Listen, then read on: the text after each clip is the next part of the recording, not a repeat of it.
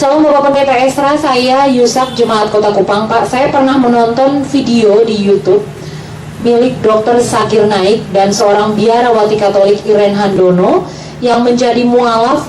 Mereka berkata bahwa Tuhan Yesus Kristus diangkat menjadi Tuhan pada tahun 325. Apakah itu betul, Bapak? Mohon petunjuk ayat Alkitabnya kalau ada. Yesus diangkat jadi Tuhan tahun 325.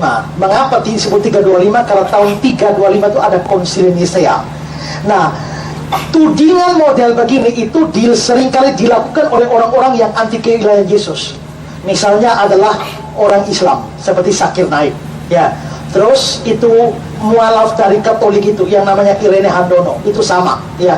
Terus Saksi Yehova, terus Unitarian, semua pakai argumentasi Yesus baru diangkat jadi Tuhan itu tahun 325 pada Konsili Nisea. Nah, ini kan gampang sekali dibantah. Gampang sekali dibantah bagaimana? Kalau ada data bahwa Yesus itu sudah Tuhan sebelum 325, gugur sudah argumentasi mereka. Sekarang tunjukkan Lukas pasal 2.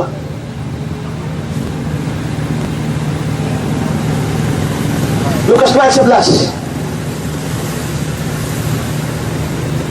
Hari ini telah lahir bagimu juru selamat, yaitu Kristus Tuhan di kota Daud. Kapan ini Injil Lukas ditulis? Yesus waktu lahir abad pertama saja sudah disebut Kristus Tuhan di kota Daud. Bagaimana baru tahun 325? Mau lebih tua dari ini? 750 tahun sebelum dia dilahirkan pun dia sudah disebut sebagai Allah. Tunjukkan Yesaya 9 ayat 5. Yesaya pasal yang ke-9 ayat yang ke-5. Sebab seorang anak telah lahir untuk kita. Ini membuat tentang Yesus. Seorang putra diberikan bagi kita, lambang pemerintahan ada di atas bahunya, namanya disebutkan orang penasihat ajaib, Allah yang perkasa. Yesus itu sudah disebut Allah yang perkasa. Di mana? Oleh Yesaya. Ini nubuatan. Yesaya hidup kapan? Yesaya hidup 750 tahun sebelum Yesus lahir. Berarti 750 tahun sebelum Yesus lahir, dia yang akan lahir sudah disebut Allah yang perkasa. Bagaimana tahun 325? Lagi pula kalau mau bicara dari sisi sejarah gereja, maka sebenarnya kepercayaan kepada Yesus sebagai Tuhan, sebagai Allah, bahkan kepercayaan para Allah Tritunggal itu sudah muncul mulai dari tahun 100, tahun 200, 300, dan itu baru berakhir. Itu terlalu banyak data saya waktu saya debat dengan orang Saksi Yehova, ya. Itu saya menulis sebuah buku khusus, apakah doktrin Tritunggal produk Konsili Nisea, dan di situ saya paparkan detail sejarah mulai dari Bapak Gereja abad-abad yang paling awal, kutipan lengkap semua kepercayaan mereka, dan terlihat bahwa dari Bapak-Bapak Gereja dari paling awal, Origenes, Irenaeus, Tripod dengan dialog lawan Tripod dan sebagainya, Athanasius, semuanya itu percaya Yesus Tuhan Allah dan percaya Allah Tritunggal. Bagaimana bisa dikatakan baru muncul tahun 325? Nah, terus apa yang terjadi tahun 325?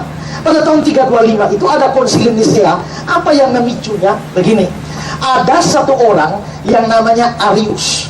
Arius ini percaya bahwa Yesus itu bukan Tuhan, bukan Allah, tapi Arius itu percaya bahwa Yesus itu adalah ciptaan pertama dari Allah. Jadi Allah mencipta Yesus dulu, habis itu baru mencipta yang lain. Nah, lalu Arius punya banyak pengikut, tapi doktrinnya Arius ditentang oleh seorang yang namanya Athanasius. Lalu akhirnya yang memihak Athanasius juga banyak. Terjadilah suatu perdebatan yang difasilitasi oleh Konstantin di dalam konsili itu di Nisea.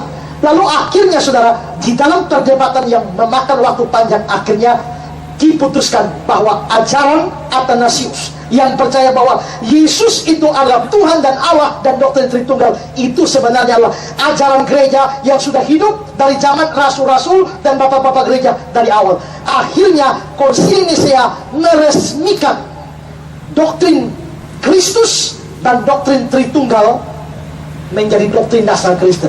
Jadi bukan baru muncul dari Konsili Nisea, tapi itu diresmikan. Tapi munculnya itu sudah sejak dari awal, dan ini diresmikan menjadi doktrin resmi gereja. Akhirnya Arius itu dianggap sebagai bidat. Lalu akhirnya karena kekuasaan Roma itu kekuasaan Roma mulai mengejar Arius. Arius dan segala pengikutnya dikejar, dibasmi.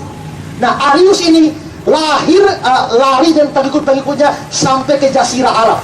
Dan karenanya ada banyak orang Kristen versi Arius yang lari sampai ke Jazirah Arab. Dan salah satunya adalah Siti Khadijah yang adalah istri pertama dari Muhammad, nabinya orang Islam. Karena itu Muhammad menerima informasi tentang Yesus Kristus dari Khadijah yang adalah Kristen Arius, bidat yang sesat yang tidak percaya Yesus adalah Allah. Lalu akhirnya dia menghilang. Aliran Arius ini hilang, muncul pada abad pertengahan dalam satu aliran yang namanya Kristadelphian. Muncul aliran Kristadelphian, tapi akhirnya hilang lagi. Lalu muncul pada zaman modern ini dalam bentuk saksi-saksi Yehova. Karena itu Arius itu dari tahun 325 itu adalah nenek moyang saksi Yehova sekarang ini. Ya. Karena itu saksi Yehova sekarang mereka tidak percaya Allah Tritunggal. Mereka percaya Allah Tritunggal itu adalah doktrin kafir. Selanjutnya mereka tidak percaya Yesus adalah Tuhan dan Allah sesungguhnya. Bagi orang saksi Yehova, Yesus itu adalah ciptaan pertama dari Allah. Ya, ciptaan pertama dari Allah, persis seperti doktrin dari kakek moyang mereka, yaitu Arius. Jadi adalah omong kosong dari Zakir Naik maupun juga Irene Handono dan juga orang saksi Yehova Unitarian bahwa Yesus baru dijadikan Tuhan tahun 325. Menurut saya itu buta sejarah. Sayang sekali saya tidak jadi debat sama Zakir Naik karena tidak jadi datang di Indonesia. Seandainya datang, saya yakin habisi dia. Ya.